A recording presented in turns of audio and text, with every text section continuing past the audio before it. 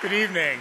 As president of Grinnell College, I'm pleased to welcome you to the first presentation of the Grinnell College Young Innovator for Social Justice Prize.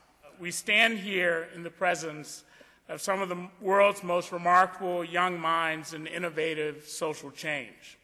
We are pleased to recognize them and celebrate them, and it's fitting that we do so. Their passion for making the world a better place is clearly aligned with Grinnell's history, mission, and core beliefs, all of which are rooted in serving the common good.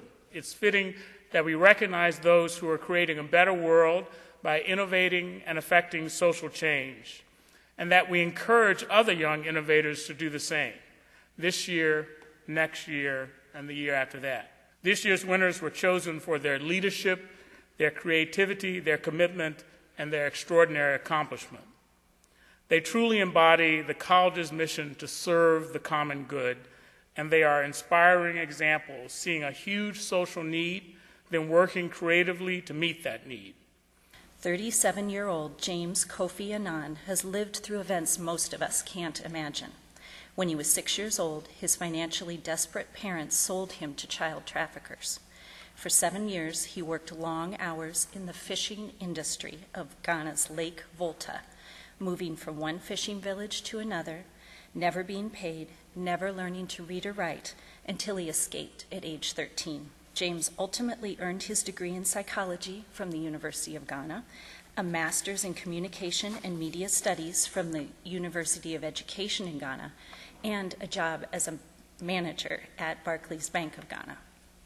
In 2003, James invested more than half of his income to found Challenging Heights and open an evening school, which helps motivate children to get an education and prevent their being enslaved. We are privileged to present tonight's first Grinnell Prize to James Kofi Annan.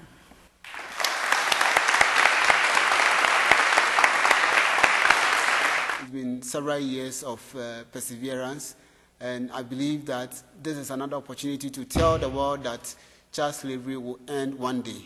Because with this award and with the resources that come with it, and with the impact and the visibility in the communities and in the world, I believe that this opens another door for child slavery to end again. The Israeli-Palestinian conflict has raged since before the State of Israel was created in 1948. Effort after effort to diffuse tensions and violence have had little success.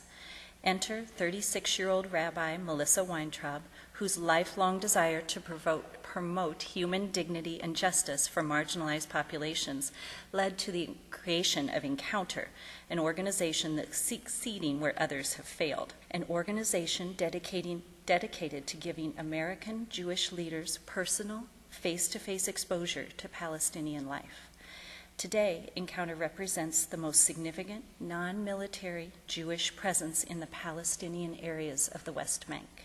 To quote Jeremy Ben-Ami, president of the pro-Israel, pro-peace lobby, J Street, when the book about the resolution of the Israeli-Palestinian conflict is written, Encounter will have a chapter. For her relentless and effective efforts to promote peace, we are pleased to present the Grinnell Prize to Rabbi Melissa Weintraub.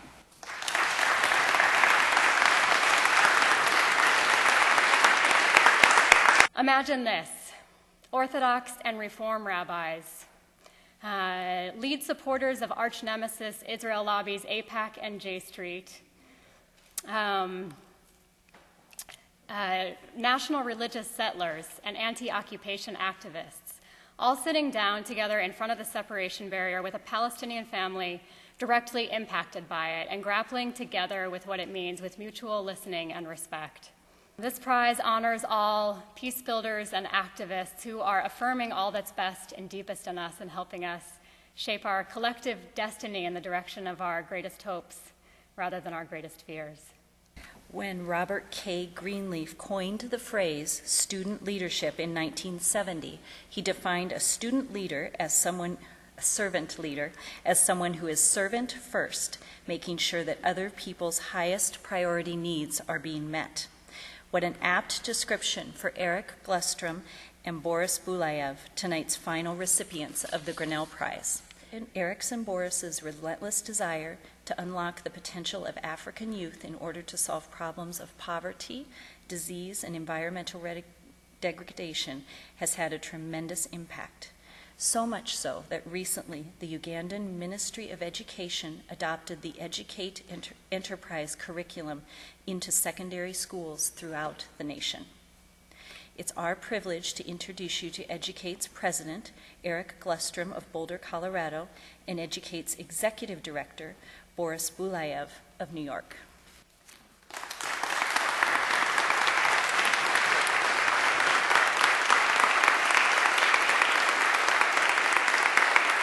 Oftentimes when we draw our organizational chart, we draw it upside down as to what you might consider the standard organizational chart. And it's because our mentors, who are the ones who actually go into the schools and work with our students one-on-one to help them start the projects and the businesses that lift themselves and their families and the communities out of poverty and solve the social and environmental challenges facing their communities, is those mentors who are really doing the real work of the organization, and we're just really here to support them.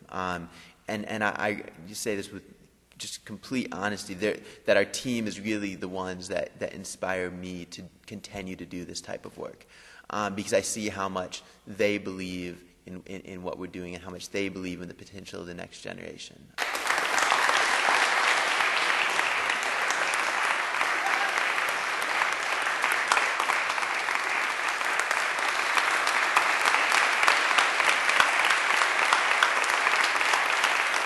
Well, tonight we have met James Kofi Annan, Rabbi Melissa Weintraub, Eric Glustrom, and Boris Bulayev.